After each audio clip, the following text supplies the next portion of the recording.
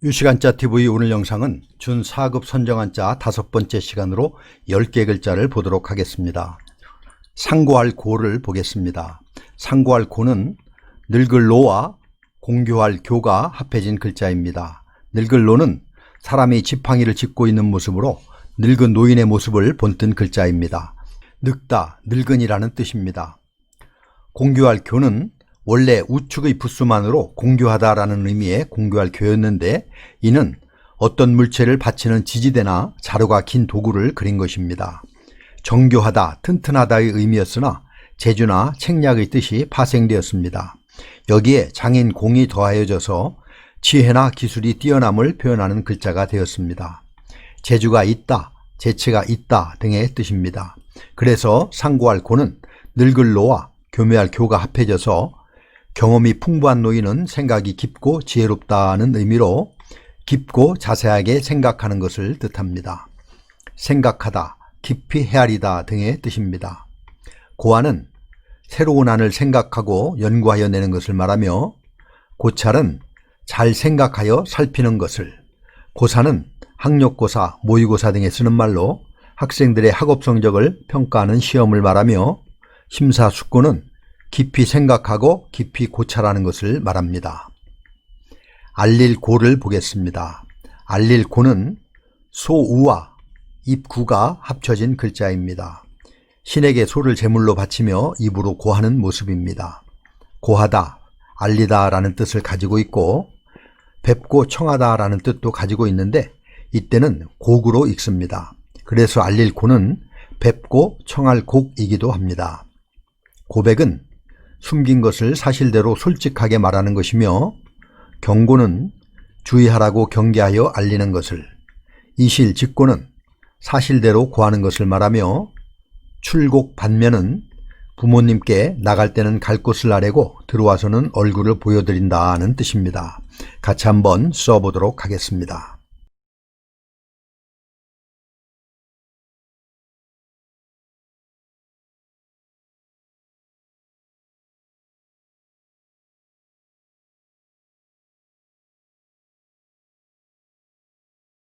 볼관을 보겠습니다.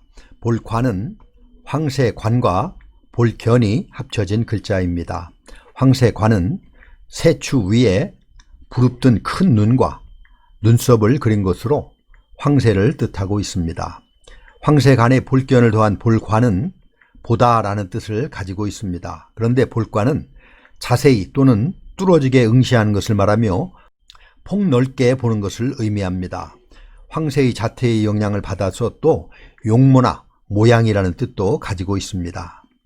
관객은 영화나 연극 등을 구경하는 사람을 말하며 외관은 겉으로 보이는 모양새를, 수수방관은 팔짱을 끼고 보고 있다라는 뜻으로 어떤 일을 당하여 옆에서 보고만 있는 것을 말하는 것이고 명약관하는 불을 보는 것 같이 밝게 보인다는 뜻으로 더 말할 나위 없이 명백함을 이르는 말입니다. 넓을 광을 보겠습니다. 넓을 광은 집엄과 누를 황이 합해진 글자입니다. 누를 황은 옛 중국의 귀족들이 허리에 누런 옥장신구를 찬 모습을 그린 것입니다. 누를 황의 각골문과 소전의 모습입니다. 거동하기엔 조금 불편했지만 부와 높은 신분의 상징이었기 때문에 많이 선호하는 복장이었습니다.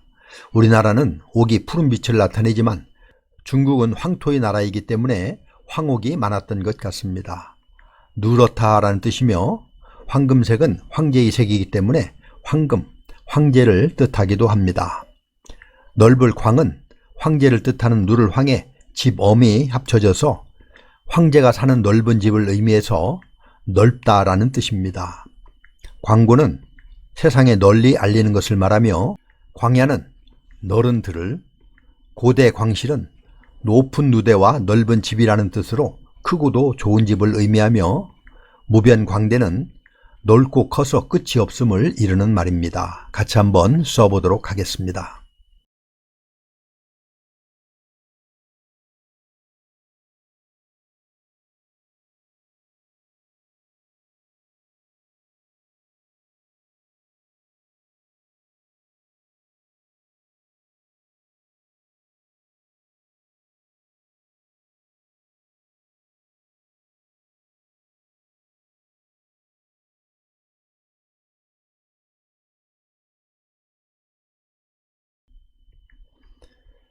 말씀담을 보겠습니다. 말씀담은 말씀원과 불꽃염이 합해진 글자입니다. 불꽃염은 불화가 위아래로 두 개가 쓰여져서 불꽃, 덮다, 태우다 등의 뜻을 가지고 있습니다. 그래서 말씀담은 불을 피운 화롯가에 둘러앉아 도란도란 이야기를 나누는 모습을 그려서 말씀, 이야기하다 등의 뜻을 가지고 있습니다. 회담은 모여서 이야기하는 것을 말하며, 속담은 옛부터 전해오는 널리 퍼진 격언을, 덕담은 잘 되라고 비는 말이며, 농담은 실없는 말이고, 상담은 말로 상의하는 것을 말하며, 담소는 웃으면서 이야기하는 것을 말합니다. 발할망을 보겠습니다. 발할망은 달월과 우뚝설 정, 그리고 음을 나타내는 망할 망이 결합된 글자입니다. 우뚝설 정은 흙 위에 사람이 서 있는 모습으로, 발할망은 언덕 위에 사람이 서서 보름달을 바라보는 모습입니다. 그래서 바라보다 라는 뜻의 글자입니다. 또한 밤중에 달을 보면서 무언가를 소망한다는 의미로 바라다, 기대하다 라는 뜻도 가지고 있고요. 음력 15일인 보름이라는 뜻도 있습니다. 전망은 앞날을 내다보는 것을 말하며, 희망은 좋은 결과를 기대하는 마음을, 갈망은 목마른 사람이 물을 찾듯이 간절히 바라는 것을, 상망은 음력 초하루와 보름을 말합니다. 같이 한번 써보도록 하겠습니다.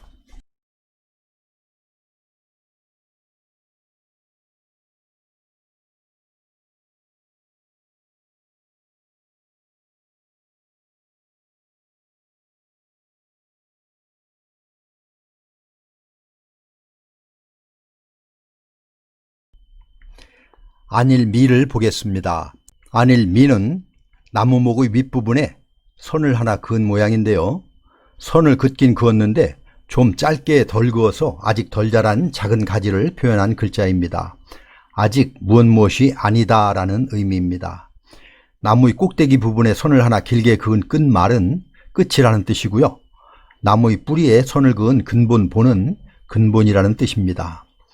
미흡은 아직 흡족하지 못한 것을 말하며, 미성숙은 아직 다 성숙하지 않은 것을, 미증유는 지금까지 아직 한 번도 있어 본 적이 없는 것을 말하며, 전대미문은 지난 시대에는 들어본 적이 없다는 뜻으로 매우 놀랍거나 새로운 일을 이루는 말입니다. 가출비를 보겠습니다. 가출비는 각골문을 보면 이런 모양입니다. 활통에 화살을 넣어둔 모습입니다. 싸움에 대비하여 미리 화살을 갖추어 두다 라는 뜻입니다. 나중에 뜻을 분명히 하기 위해서 사람인이 추가되었습니다. 갖추다, 준비하다의 뜻입니다.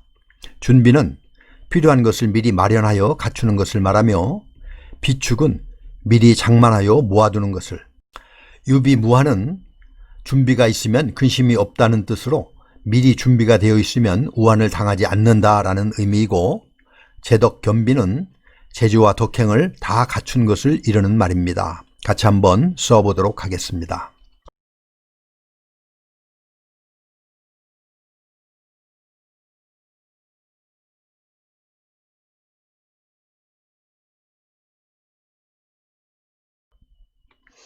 견줄비를 보겠습니다. 견줄비는 두 사람이 오른쪽을 보고 나란히 서 있는 모습을 그렸습니다. 각골문과 소전의 모습입니다. 서로 비교하다, 견주다 라는 의미의 글자입니다. 또 친하다, 친숙하다 라는 의미도 가지고 있습니다. 견줄비는 그 자체가 부수인 재부수입니다. 비교는 둘 이상의 것을 견주어 차이, 우열, 공통점 등을 살피는 것을 말하며, 비견은 어깨를 견준다는 뜻으로 낮고 못함이 없이 서로 비슷하게 하는 것을, 대비는 서로 맞대어 비교하는 것을 말하며, 비등은 견주어서 보기에 서로 비슷한 것을 말합니다. 생각사를 보겠습니다. 생각사는 정수리 신과 마음심이 합해진 글자입니다.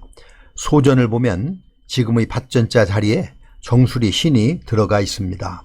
정수리에는 기가 통하는 숨구멍이 있다고 생각해서 만들어진 글자가 정수리 신입니다.